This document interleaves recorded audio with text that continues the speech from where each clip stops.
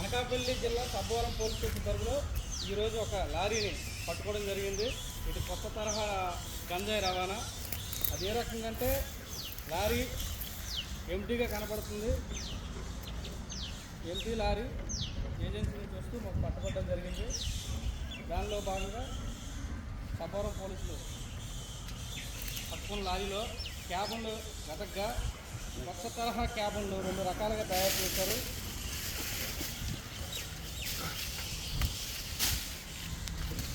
ఈ క్యాబన్ ఏ రకంగా ఉందంటే చూడండి, ఇది ఎప్పుడు రెగ్యులర్గా ఉండే ఒక క్యాబను, ఇది సీక్రెట్ డ్రైవర్ బ్యాక్ సీట్ ఉండే క్యాబను. మనిషి లోపల దిగితే తను మునిగిపోయేంత దీంట్లో ఉంది, ఇంకా కిందకు ఉన్నాయి. అదేవిధంగా ఇంకోటి డ్రైవర్ హెడ్ పైన సెపరేట్ సీక్రెట్ క్యాబిన్ ఒకటి ఉంది. ఆ క్యాబిన్లో లోపల కూడా గంజాయి